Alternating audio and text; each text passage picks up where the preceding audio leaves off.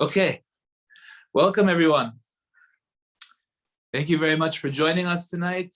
Baruch Hashem, we have a lot to talk about tonight.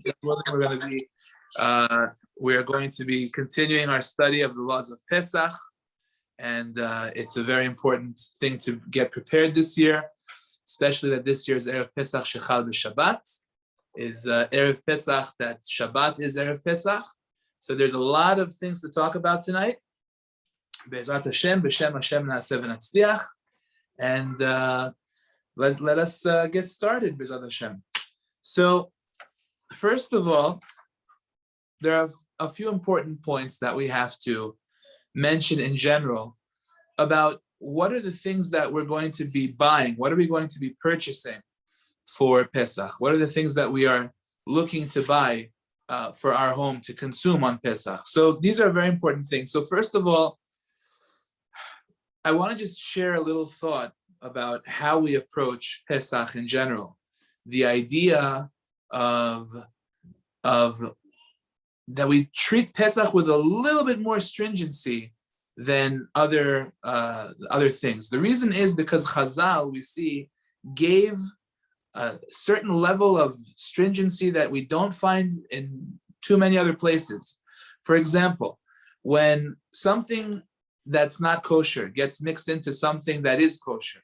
So we usually follow the rule of nullification, that if you have 60 times the amount of the not kosher, then it gets nullified and everything is permissible.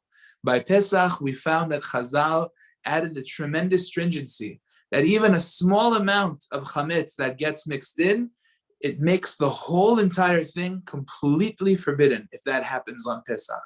So we see that Chazal treated it with a tremendous amount of stringency. And therefore, we as well treat it like that. The Shulchan Aruch records a very interesting custom that women used to have in his time. They would literally scratch off the walls of their homes because maybe there was some chametz stuck to those walls. And the Shulchan Aruch says that those women, yesh lehem al ma she'yismochu. What does that mean? It means that they have a reason for what they're doing. In other words, don't disrespect them. Don't think they're crazy and they're out of their minds. They're taking it to the nth degree, which is wrong. No, they have a very good reason for what they're doing.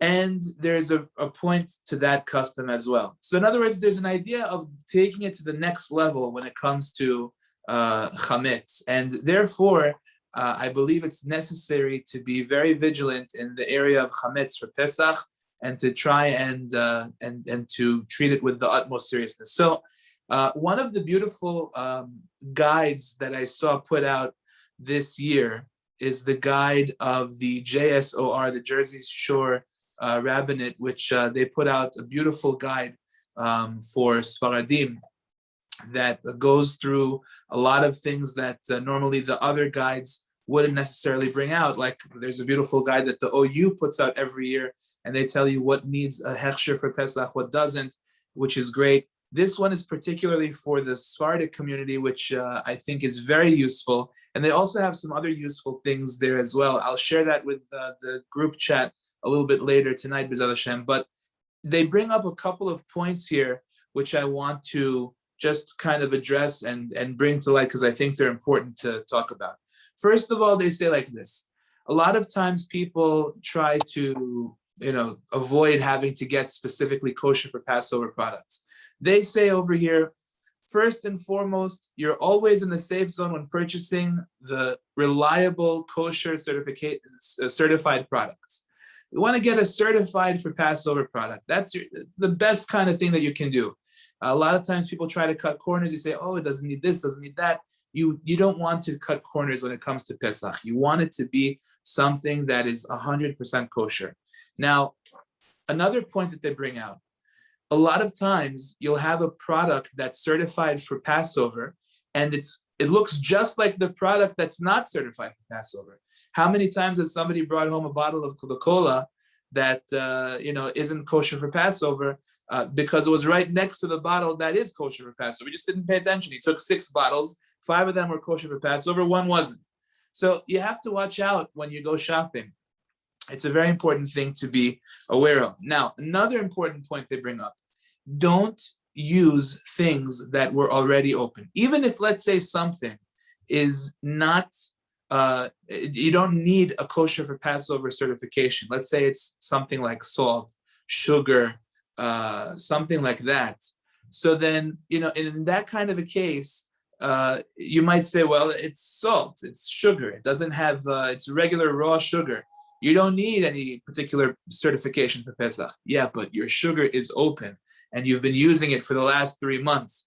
So that's the kind of thing you don't want to use for Pesach because you weren't careful about it with respect to chametz. And like we said before, even one speck of chametz takes the whole thing and makes it garbage. So therefore, you want to make sure that you don't use anything that's old. You only use new products. Don't base your shopping on old lists that you have from previous years. Every year, the lists change. What was permissible last year that didn't need certification, this year might be different. So these are important rules that a person really has to make sure that they follow. And also, of course, you have to choose which certification agencies you go with. You can ask your rabbi, whoever he is, which agencies are the agencies that he relies on.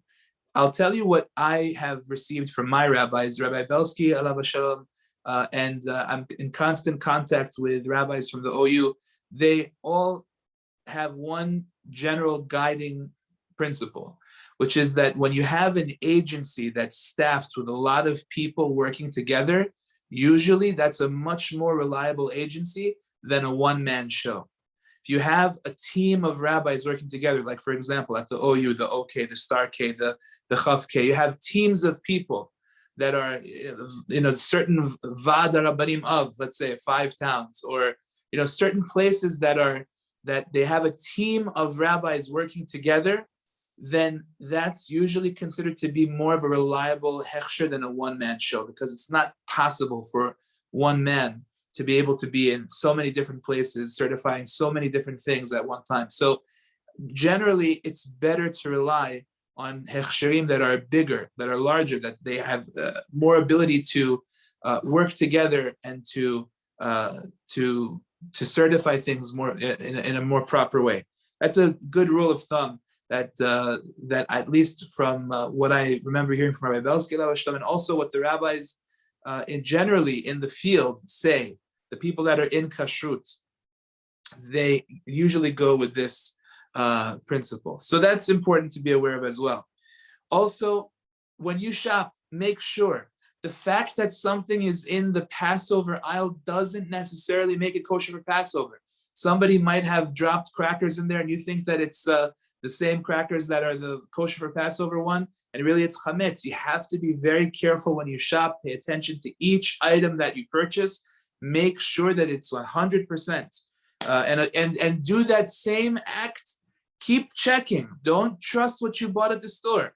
You checked at the store, you checked at the aisle, now you're about to put it into your pot and cook it, check it again. Make sure that you check it to make sure that 100% there are no mix-ups, mess-ups. The last thing that you want to do is find yourself cooking chametz in a kosher for Passover pot.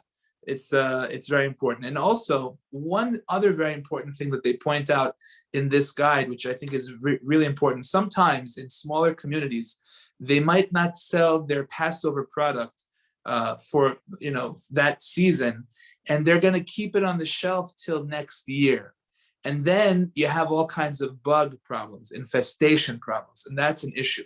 So you got to watch out for that too. If you think that this is something which is from a long time ago, don't buy it. You might just be saving yourself a whole lot of trouble. And of course, last but not least, if you're ever in doubt, pick up the phone and call, and don't just assume that it's okay.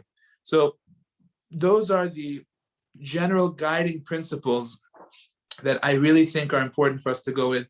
And like I said, when it comes to Pesach, there's a little bit of a sense of an extra need to be stringent. There's a story that I heard from the Rosh Yeshiva of Torah Vadas, Rabbi Reisman Shlita. He says over that one year, a woman called him up, and she, by mistake, cooked something that had a chametz ingredient in her Pesach pot. And it was before Pesach, and she called up the rabbi and asked what she should do. The rabbi thought about it, and he said to her, your soup is fine. You can have it on Pesach. She said, the soup? I threw out the soup. The soup I threw in the garbage right away. My question was on the pot. It's like the fifth Shulchan Aruch. The Shulchan Aruch that ladies have, so to say, by Pesach. That even if the halacha would say that it's perfectly fine, there's a certain attitude of stringency of like we just want to get rid of whatever is, God forbid, a question, and free ourselves from that. So that's, I think, a very good and positive attitude, even though it might not necessarily be required strictly al pi halacha. Like the rabbi said, it's fine. You could go ahead and use that soup. However, her attitude was to be strict and to stay away from it. I think most of us would find ourselves in the same situation. For example, there was a question not too long ago about apple juice. The regular apple juice, regular apple cider, naturally is cloudy. It's not a clear liquid. They put grains inside of it to decloud it, that it should have a nice clear look to it. So the question again is, if that was something that was done before Passover, is it nullified? Is it able to be consumed on Pesach? And the halacha, strictly speaking, would be that yes, it could be, because of the nullification rule that happens before Pesach. On Pesach, it doesn't work. Before Pesach, it's okay. So, however, the kosher agencies that certify things for Passover, they don't take that. They don't accept that for Pesach. Because even though the halacha would permit it, but when it comes to Pesach, there's an attitude where we go a little bit beyond the letter of the law. That we see the rabbis were so strict when it came to this kind of isur of chametz, so therefore we treat it with an extra level of stringency as well, in spite of the fact that the halacha might not necessarily demand it. Of course, whenever there's a question that comes up, don't decide on yourself. Don't be super machmir on your own. Call up your rabbi, discuss it with your rabbi, and there will be, he'll guide you. But at the same time, if there's a question of should you buy something with a special hechsher for Pesach, I think the answer is absolutely. You want to make sure that if you can get it with a special hechsher for Pesach, that would be the best thing. But let's get a little bit more detailed about what specifically really does need a hechsher for Pesach, meikar adin, and what does not. And like I said, even if it doesn't necessarily, if you can get it with, that would be better anyway. But let's get a little bit more specific. A lot of what I'm going to tell you right now, I saw in this guide, the JSOR. It's a beautiful guide. And of course, you always have the OU guide, and you've got a lot of other guides that come out. Take a look at them. They're very, the good hechsherim, like the OU and the OK and Star K. This one I think is very good, very well done. Take a look at them, examine them, and you'll find a lot of important information there. But this one I found particularly helpful for the Sephardic communities because a lot of the information there you won't find in other guides. So let's go through some of the important things that they talk about. Number one, when it comes to rice on Pesach we know is something that Ashkenazim don't eat, but Sfaradim do. Many of them at least. And what are the criteria if you want to purchase rice? So first of all, they say like this: the rice is not allowed to be enriched rice. If you buy any kind of rice that's raw white rice, you can purchase it. If it's basmati and jasmine, that's perfectly fine, but you have to check it 3 times before you go ahead and consume it. So when you get that rice, make sure you go ahead and you check it 3 times before you consume it. You got to take your time, go through it step by step, and check it. Very important. Make sure that it doesn't say on the allergen information that it was packaged on in a facility that has wheat in it. Because if it was, then you shouldn't use it. That would be a problem. However, if it's not, and you checked it 3 times and it's basmati or jasmine rice, then definitely you can go ahead and you can use it after you checked it. And of course, we're talking about Sfaradim that eat this. If it's brown rice, then it needs a little bit more of a thorough checking, a better checking, because brown rice actually looks a lot more like the like wheat, so it could be confused a little bit easier. So therefore, you should make sure that you check a little bit more thorough than the regular rice. Of course, it needs to be done properly either way. Now, when it comes to baby cereals should be kasher Pesach. You really should get a baby cereal with a hashgacha that says that it's kasher Pesach. A lot of times, even if it's just like a rice cereal or something like that, it's still made in the same facility that they make, that they use the other chametz types of cereals. So therefore, you want to make sure that you have kasher Pesach. A lot of the baby food also needs to be kasher Pesach. Take a look at the guide, you'll see exactly. But I did see that Gerber, if you want Gerber, let's say the carrots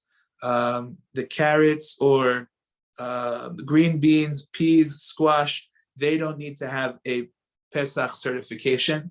So that's good to know. But the other ones, they really should be kasher Pesach. Okay. Before we move on, if anyone has any questions, I'll be happy to take them now, and then we can continue. Any questions? Okay, great. Let's continue. Baby formula. The JSOR guideline says that any baby formula with an OU is kasher Pesach, which is great to know as well. Also, baby Pedialyte with an OU is also good. So that's important to know.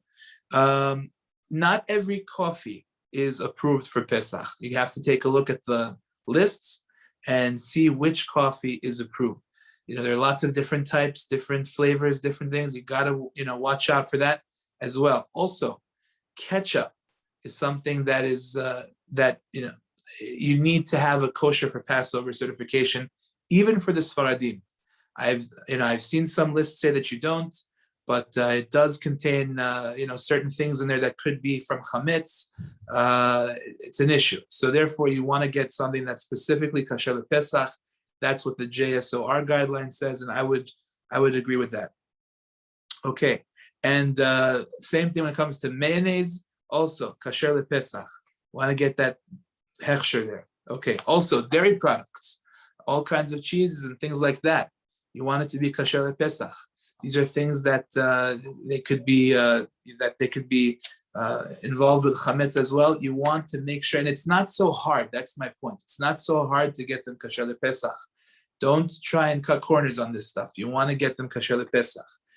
There's a big difference between when you buy milk before Pesach or after. But if you're getting the regular Jewish brands of milk, then they're going to be kasher Pesach anyway. So you don't have to bother with it. If it's not a Jewish brand, it's not Chalav Yisrael, then make sure that you buy it before Pesach, not on Pesach, if that's what you're going to buy. When it comes from raw honey, if it comes from a big company, not like a backyard mom and pop company, so then it's okay even without a hechsher lePesach. That's important to know. Liquors must be kasher lePesach. You have to look at the lists ahead of time and make sure that you are getting a kosher for Passover liquor. Remember, this is a good point to remind everybody not to forget to sell the chametz. I feel very bad. There was once a woman that came to me Erev Pesach, way into the later hours of the day, and she says to me, "I've got all these liquors here. Are they a problem for Pesach?" I said, "What do you mean liquors? Like scotch, whiskey, things like that?" Yes.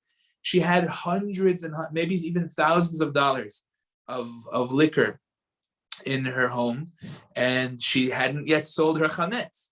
I said to her, "Listen, I'm very sorry, but it's already become forbidden. It's already asur." So it's important to be aware that liquors are very often chametz, especially things that we know are chametz, scotch, and things like that. So you have to make sure to sell your chametz ahead of time. Don't wait till the last minute to sell your chametz.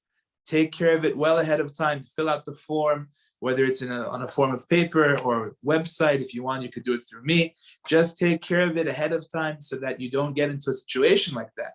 That's very important. Okay, we had a question here. Let me take a look at the question. What about silk almond milk and yogurt products, usually OU? So I didn't see that one specifically. It could be that it's there. But we'll check the list, Bli Neder, and we will get back to you. You write it down. Silk almond milk. Okay, let's continue. Very likely it's fine, but I have to get back to you. Okay, now, what about medicines? Do medicines have to be kosher Pesach? So, like we've spoken about in the past, when it comes to medicines, so medicines, we hold, even if they contain something which is not kosher, it's acceptable to consume, provided that the flavor is a bad, bitter flavor. If the flavor is bad and not tasty, it's a bitter flavor, the halacha says that you are allowed to go ahead and consume it, even if it has something not kosher. The same thing would apply to chametz when it comes to Pesach.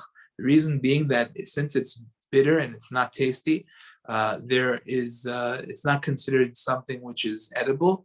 It's not food, and therefore a person can go ahead and consume it. However, once we're talking about things that do have a good flavor, they have a nice taste to it. So then the halacha is that only if the person is what he should do is make it bitter. That's really what he should do. He shouldn't consume it like that. He should not consume something that has a good flavor. That's a real problem. So something like, let's say, one of these cough syrups that have a good flavor, a sucking candy, something like that, that has chametz, they really are not allowed to consume that on Pesach. It has a good flavor, and therefore it is considered forbidden. Now, once again, check the lists. There's a beautiful list from the Star K of which medicines have chametz, which ones don't. Some of them are completely chametz free and they have a great flavor. So therefore, there's no problem to go ahead and to have it. Take a look at the lists ahead of time. Star K has it on this JSOR. They have it. Beautiful list that will explain to you what exactly does have chametz and what does not. But it's important to be aware of the issue. But remember, if it's something that's, let's say, a medication that a person must take, and it's the average pill that the guy swallows, those things are not considered to be good flavors. Let's say it's a pill for blood pressure, it's a pill for whatever the medication he may be taking, it's a pill for, it's antibiotics. These are not things that are considered to be good flavors, and therefore, even if there is some kind of mixture of chametz in there, the person would have no problem taking it on Pesach because of the fact that it doesn't have a good flavor. It's noten tam nifgam, which means that it's a spoiled flavor, and therefore it's not considered edible, and it's not a problem of chametz on Pesach.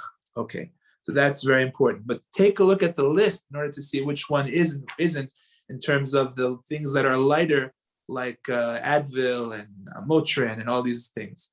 Okay, now, vitamins, very important.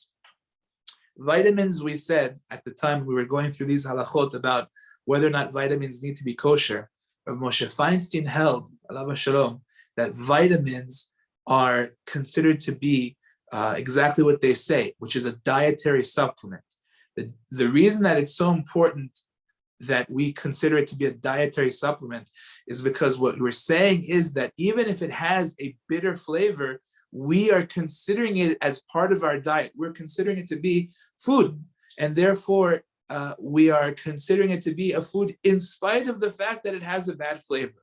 So that is a big problem as far as chametz is concerned, or any not kosher for that matter. Because when you take a food, even if it's a spoiled flavor, and you go ahead and you say, no, but I consider this to be my food. You're considering it to be something which is, although it's not an object of food, but you count it as something which is an object of food. So then it makes it like food. And therefore, Rav Moshe alav shalom held that vitamins have to be kosher. One is not allowed to consume a vitamin that is not kosher, because since it's a dietary supplement, he's saying that this is my food. It's something that instead of the food giving me the nutrition, this vitamin gives me the nutrition. So for that reason, a person must make sure that the vitamins that he consumes are kosher for Passover. Now, bear in mind that a lot of the vitamins are not chametz, but they are kitniot. So if somebody, let's say, is strict on chametz, we're all strict on chametz, but if somebody doesn't have kitniot, so then one might not be allowed to have these vitamins. Why am I saying one might not be?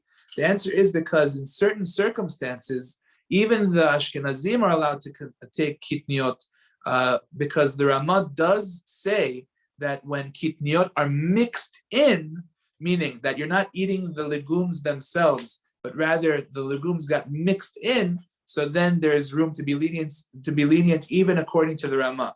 So that depends on the person's custom.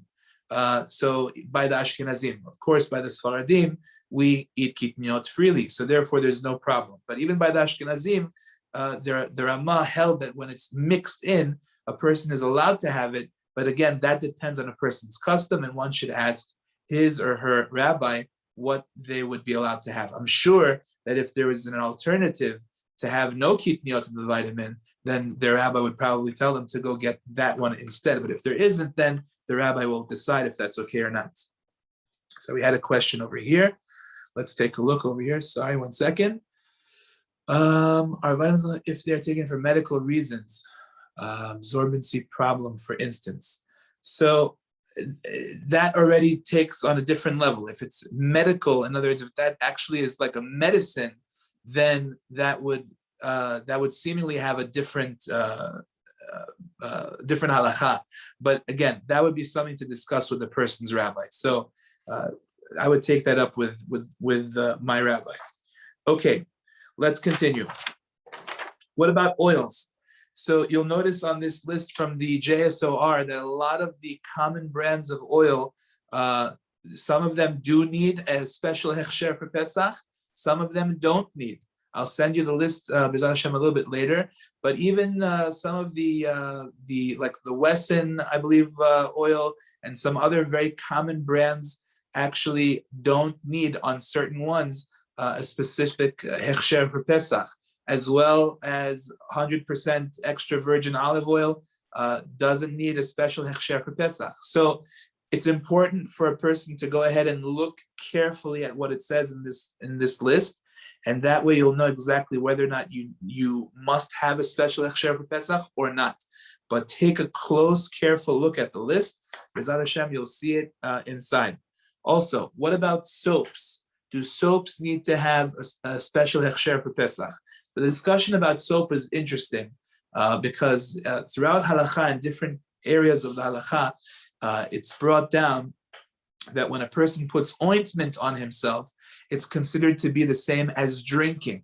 So there are those who claim that when you rub soap on yourself, if it contains chametz, it's like drinking the chametz. However, most authorities, from what I've seen, have said that that is not so, because this chametz that's in the soap is completely inedible by a dog. It's not something which is considered to be chametz anymore, and therefore, from the strict standpoint of the halacha, the soap, no matter what kind of soap, whether it's soap for the body or soap for the plates and dishes, detergent, stuff like that, you don't need to have special kasher Pesach soap. If a person can get it and it's available, then it's a beautiful thing to do. Anyway, just for the sake of not having any chametz in the house. But if that's not available where he is, the strict letter of the law is that soap does not need to be kasher Pesach. The same holds true for toothpaste, things like that. Again, toothpaste, there are toothpaste that are kasher Pesach. The Orbital, I believe, one has hechsher Pesach, which is very good. Why not? I would personally get it. However, from the strict standpoint of the letter of the law, is it required? The answer is no. But you could take a look on the lists, and you'll see that even many of the common brands that you that you normally will buy, you'll see that they don't have chametz. So might as well get them if any way you normally get them. Mouthwash, same thing. You'll find that on that mouthwash also there are lists of which mouthwash does have and which mouthwash doesn't have. And again, the idea is that when something has a very bad flavor, when something is pagum, noten tam nifgam, so that chametz doesn't have the status of something edible to a dog, so therefore there would be no requirement. But you'll see that the lists do bring it down which ones have chametz and which ones don't have chametz, and therefore you can get special, let's say Listerine. I believe the classic Listerine mouthwash is kasher Pesach, and a lot of them you'll just take a look and very easily you'll find which ones don't have chametz and just go after those because might as well.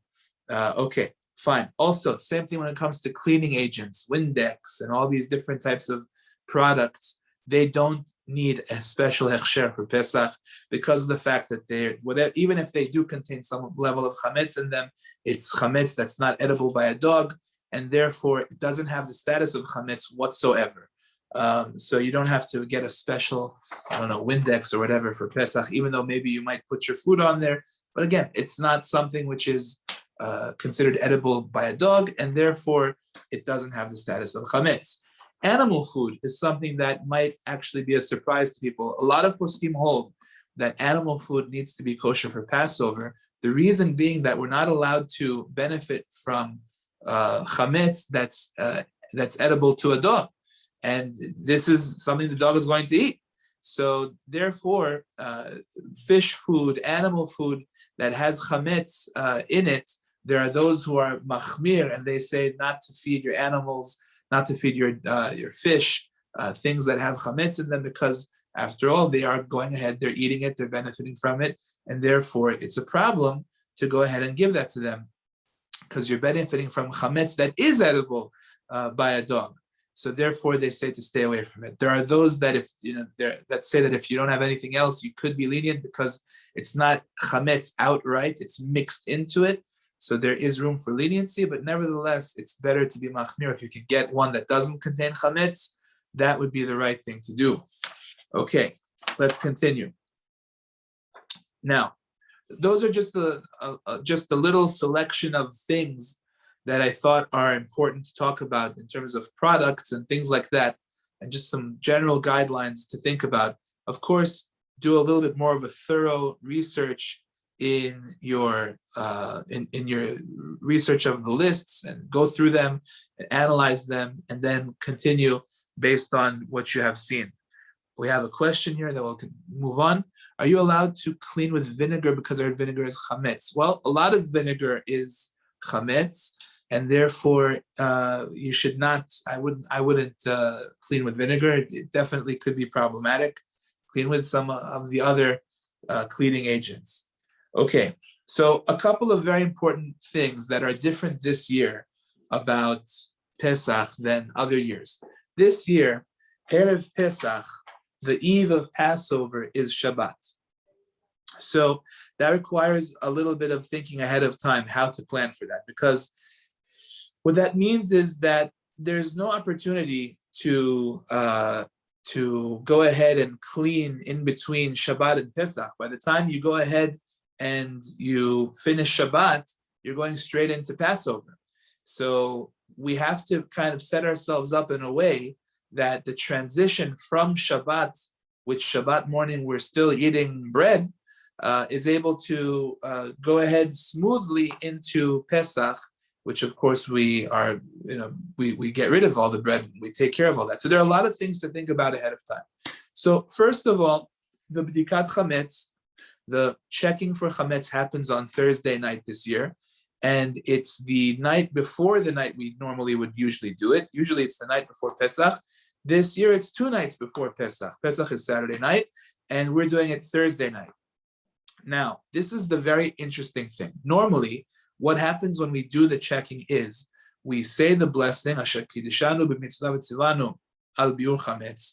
Then we go around the house, we search everything, and then what we do is we take whatever we find, put it to the side, off to the side, and the following morning we go and burn it, and then we make a declaration. We make a declaration that any chametz that I'm aware of or that I'm not aware of is all going to be considered like the ashes of the earth. It's nullified. It's ownerless. I don't have what to do with it, and therefore you are now exempt. You have fulfilled the mitzvah to get rid of chametz from your midst. And at nighttime you go have the seder, and it's all good. Over here, it's a very interesting thing, because what the person is going to be doing is they're going to search the house for chametz, come home, they're going to declare when they find that chametz, that whatever chametz they don't know about is nullified. The following morning, they're actually going to burn the chametz, which is interesting, and they're not going to make any declaration. Why? Because they're still planning on eating a chametz tonight, and they're going to still eat chametz tomorrow morning. It's a very interesting thing. So you're burning the chametz as if to say it's all over, we're done. So Friday morning, there's a burning of the chametz. And then Friday night, you're going to eat chametz because it's still a regular Shabbat. So it's a unique type of a situation. So when do you do the declaration then? So the answer is when you're done eating chametz Shabbat morning. So at that point, you make the declaration and you say, whatever chametz I don't know about, all of that is nullified. Whether I know about it, don't know, it's all nullified. It's like the ashes of the earth.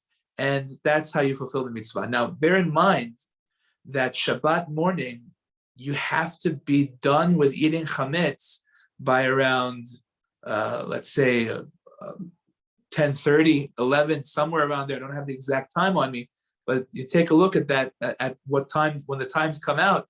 So you have to be done eating by that time, which means that shacharit and musaf already have to have been done already by much earlier, so that you can eat and finish eating the chametz by that time already. So that means that the tefillot of Shabbat morning are going to be much earlier to accommodate this need for the schedule, that you should be able to finish eating your chametz by that time. Now, there's a little bit of a dilemma in this situation, because every Shabbat we eat our regular Shabbat meal at the table. We have a nice Shabbat tablecloth. We have everything there. We have our beautiful utensils out. We eat with all of our utensils. Now, if you use your regular utensils for Friday night and Shabbat, then you're going to kind of be stuck with all of these leftover things in your sink, which you don't want chametz utensils in your sink right now.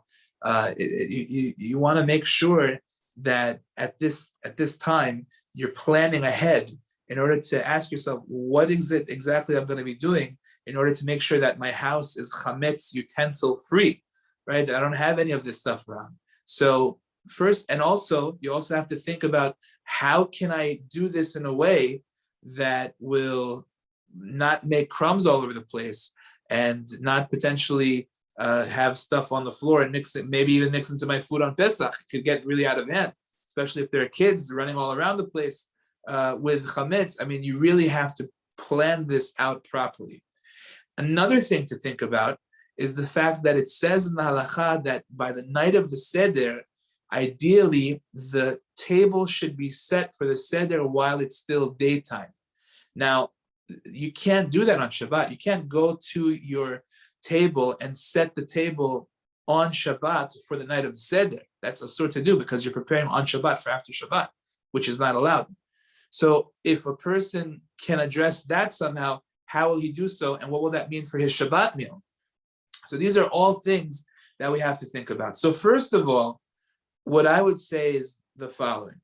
If a person has space in his home, what I would do is I would set up the table for the seder ahead of time. So Friday already afternoon, my table is Be'ezrat Hashem will be set for Leil HaSeder, which is going to be happening Saturday night.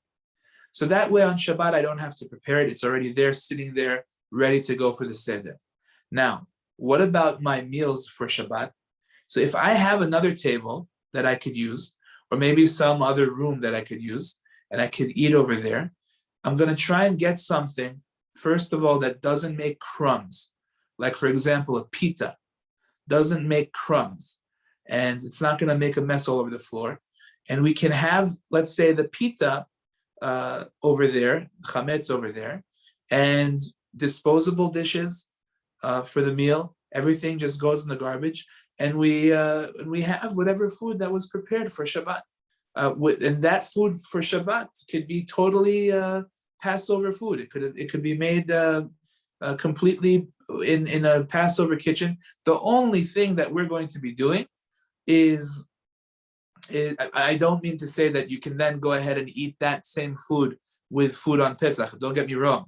Don't take that food that you're having at your chametz meal and eat that on Pesach. I don't mean that whatsoever.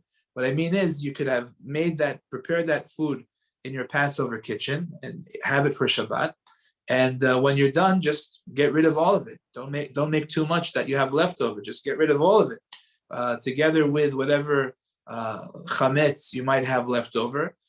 If you do have leftover chametz, so then what you should do is you should crumble it into little crumbs, meaning into some kind of a bag. Don't let yourself have a piece that's more than a kazait. Kazait means like 28 grams of bread. Crumble it up so that it's all smaller, and then you could take it and flush it down the toilet. That way it's gone. Then you can go make the declaration, and then you're done with the chametz. Even if you don't want to do that and you simply want to throw it outside in the garbage, technically, that's also permissible to do that. You could pour some bleach on it, or even if you just leave it as is, technically it's mutar. You made the declaration, you did what you had to do, and that's all you really need to do. That's my plan personally. Have some pita, and we're done with the meal by whatever time, 10:30 or so, which means that we're going to be doing shacharit and all of that much earlier, and we're going to eat somewhere else so that it's away from the seder table, so that the kids aren't running anywhere near there, and that way we are going to have a little bit of that over there, and that's it. If you don't have the space and you need to use the same location for your meal, so then what I would do is I would simply be very careful when I consume that pita. Make sure not to get crumbs anywhere, and just finish it as fast as possible and get rid of it. That's it. That would be my advice in that kind of situation. But I think the best thing to do would be if you can even just go to a different corner of the room and have it over there, and not on the table that you're about to eat that night, the seder. I think that would be a good idea. Okay, so there's a lot of things to think about, as you can see. Another important thing to think about is the following. When we have the seder, we have the mitzvah to have maror. Maror, normally, the Gemara tells us, is Khasa. Khasa is lettuce. Now, why is it called Khasa, by the way? The Gemara says because Khas, it comes from the language of Khas. Hashem had mercy on us, and He saved us from Mitzrayim. So that's why we have Khasa, which is lettuce. So it's important for a person to check the lettuce ahead of time. As you know, the Ben Ish Chai gives a famous story about a Chacham that was walking by a certain courtyard, and he saw a lady preparing the lettuce for the seder, and he saw that she was doing the job haphazardly. She wasn't checking it properly. And he says to her, "Excuse me, miss, how many hairs do you have on your head?" And she said, "Excuse me?" He says, "How many hairs do you have on your head?" She said, I don't know, I never counted them. So he said to her, "You should know that that's how many averot the people in your household will be doing tonight by eating your lettuce. Because every single bug that a person consumes is 5 lashes, 5 sets of lashes. I shouldn't say not 5 lashes, 5 sets of 39. So it's a very severe thing. So a person has to make sure to check the lettuce properly and not haphazardly. As you know, we take the lettuce, we soak it in a soapy solution or with vegetable wash. We let it sit there for a while.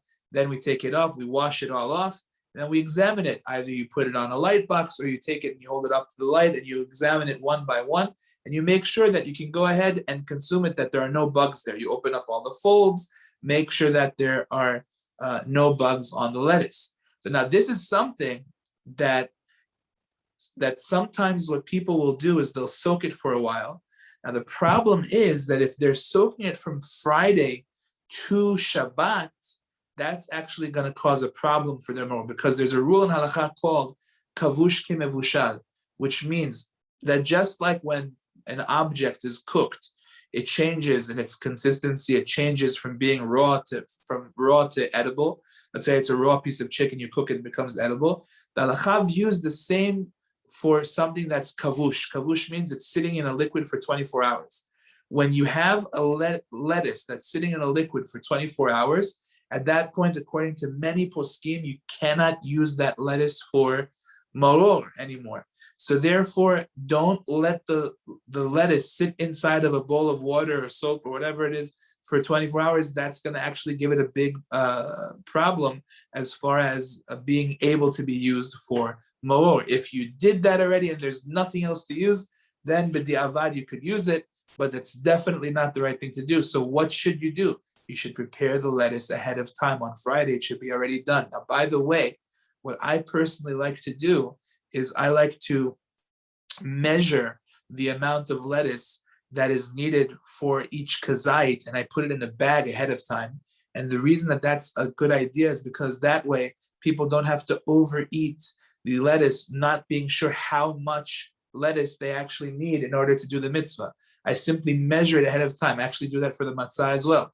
So every time the person needs a kazait of matzah, I give the guy a bag, which is one kazait of matzah. I had it measured ahead of time. I give the guy a bag of lettuce, one kazait of lettuce, and he does the mitzvah because he knows that this is a kazait, and he had a kazait of matzah, he had a kazait of lettuce. So it's an added benefit to have it prepared ahead of time anyway, but definitely not to let it sit in the liquid because that would give it the status of kavush ke mevushal.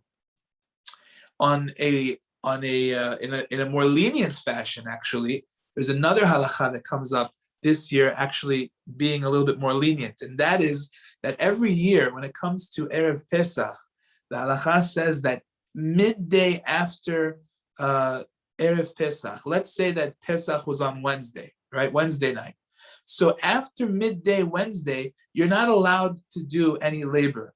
A Jewish worker is not allowed to do any labor after midday Wednesday.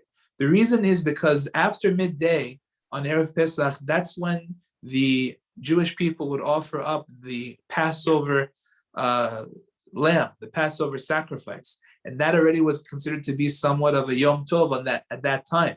So for that reason, if let's say there's a barber and he's giving haircuts on the eve of Passover, he can't give haircuts past midday. Why? Because of the fact that at that point, no Jewish person is supposed to be doing labor on Erev Pesach. It's almost like a mini Yom Tov, the eve of Passover and on. And at that point already, he's supposed to be involved in preparing for the holiday and doing everything he needs to do. This year, Erev Pesach is Shabbat. So the truth is that Friday, he could continue working all day long. So that Jewish barber can actually continue working until later, even after midday, because of the fact that this year midday is not actually Erev Pesach. It's the day before Erev Pesach. So that's very important as well. Okay, now another couple of things that we have to think about, because this year Erev Pesach is on Shabbat, is the following. You have to make sure that we don't eat regular matzah on Erev Pesach. A lot of Ashkenazim have a custom not to eat matzah from the beginning of Rosh Chodesh Nisan. However, the strict letter of the law is that you're not allowed to eat matzah the eve of Passover, which means that on Shabbat itself, no matzah is allowed to be consumed. So that's why a person you might say to yourself, well, you know what? Okay, so I don't want to have a mess with pita and crumbs or maybe even challah Shabbat morning. Let me just eat matzah instead. The answer is you can't eat matzah instead, because you're not allowed to eat matzah on the eve of Passover. Mi'ikar adin. That's it's the actual halacha, because we want you to have an appetite for the matzah at nighttime. So it's a very important thing to keep that in mind. So now this poses a little bit of a difficulty for Seudah Shlishit. As you know, it says in halacha that a person should make every effort to have 3 meals on Shabbat. Any person who has shalosh seudot on Shabbat is saved from the most incredible things. It says he's saved from din gehinam, he's saved from chevlei Mashiach, he gets an incredible inheritance to the world to come. He has 3 meals on Shabbat. It's a tremendous, tremendous level, tremendous thing. Sometimes it's very hard to do it. He does it anyway. Baruch Hashem, he gets a huge sachar in Shamayim. What do you do for Seudah Shlishit this year? If it's Erev Pesach, which is on Shabbat, so there are a bunch of things to think about. Number one, you can't have bread anymore because it's already too late for bread. Number two, you can't have matzah either because you're not allowed to have matzah, right? And number three, the third thing to think about is that the halacha says that you're not allowed to eat on the eve of a Yom Tov too close to the Yom Tov meal, because you're supposed to have the Yom Tov meal with an appetite. So for us, that would mean 9 halachic hours into the day means that we have to eat Seudah Shlishit sometime by like 3 o'clock, 3:30, something like that. By that point already, you have to be done with Sudah Shlishit so that you have an appetite for the nighttime. So look at all the halachot that go into this Sudah Shlishit. So Harav Ovadia Zatzal gives a nice suggestion. He says, what you can do if you still want to say Hamotzi and have a full meal, Sudah Shlishit, before Shabbat, take a matzah and fry it. Make matzah brai. He says, if you fry the matzah before Shabbat, so then on Shabbat itself, you can still eat that matzah. Why? Because of the fact that you are not able to eat matzah, that you could fulfill the mitzvah the night of Passover with that matzah. But matzah brai is something that you can't fulfill the mitzvah because you fried it.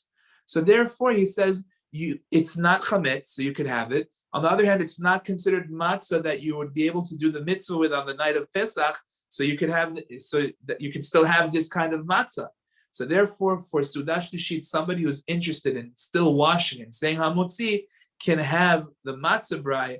He cooks it, he fries it before Shabbat, and he can have it, let's say, 2 o'clock in the afternoon on Shabbat, and that way he could do Sudah Shlishit. If, let's say, that's not an option for whatever the reason is, he forgot to do it, so then at the very least you could still take, if you eat gibrux, you could have a Pesach cookie and say mezanot on that, or if that's not an option, at least have some meat or some wine for Sudah, some meat or some fish for Sudah Shlishit. At the very least, if you can't do that, have some fruit. And if you can't even do that for whatever the reason may be, then there's a minhag by the Hasidim that they learn Torah. So that you could learn Torah for Sudah Shlishit on that Shabbat if that's something that you really don't have any other solution. But you have a bunch of options there for Sudah Shlishit. So it's a very important thing to think about. But look at the beautiful idea that Harav Ovadia brings you, that if you fry the matzah brai ahead of time, then you can have that for Sudah Shlishit. One of the local shuls in Great Neck, actually, that's what they do on this Shabbat. They serve matzah brai for Sudah Shlishit in shul, and they eat it there as well. Okay, so that's a very important thing to think about as well. All right, now, a couple of more points that I wanted to bring out in preparation of Pesach. Remember that when a person buys new dishes, you have to, if you buy them from goyim, which most of the dishes that we buy from goyim, and for Pesach, people buy all kinds of new utensils. Don't forget that you have to dip them in the mikveh. And Baruch Hashem, shechianu v'kimanu v'gyanu lazman. The last year, this time, the mikvot were closed, and the whole thing of how to get our kelim dipped in the mikveh came up, and people were trying to come up with solutions of maybe handing them to goyim and having us borrow them back from the goyim, right? All kinds of suggestions had come up, but Baruch Hashem, this year the mikvot, or at least many of them around here, are still open, and therefore a person must not forget to dip all metal and glass utensils that are new into the mikveh. And even things that are, let's say, ceramic dishes that have a glass glaze on them, they also have to go to the mikveh because of the glass glaze. Take something which you say a blessing over. Remember, we make a bracha on any kind of metal or glass. Metal, we say, is more of an obligation. Midoraita, according to some poskim. Glass is definitely rabbinic. So if you have an option of making the blessing over something metal or something glass, do it over the metal as opposed to the glass. And then you can dip all the rest of the vessels with those different vessels that you're dipping. Remember that when you start dipping your vessels, you're not allowed to interrupt until you finish dipping all the vessels. So that's important as well to remember as well. Don't forget as well that women are obligated in the mitzvot of the night of the Seder, just like men. Women are obligated to eat matzah. They're obligated to eat maror. They're obligated to tell over the story of Yetziat Mitzrayim. They're obligated to lean to the left when they do these mitzvot. They're also obligated in the 4 cups of wine. And Be'ezrat Hashem, we will be getting into a lot more of that next time that we meet. If we have any questions now, we're happy to take them now. If not, we can call it a night. I have a question. Okay. We're supposed to eat bread Friday night and then we're supposed to eat bread Saturday day. So now, Friday night, right, we're eating bread, and Saturday day, we're eating bread, correct? Yes. Okay, so is it possible to just go to the corner, like you said, eat the bread separately, put it, eat it all on top, over a plastic covering or something, take all the crumbs left over, move it away, and then have the meal entirely like Pesach. So none of the chametz is really there.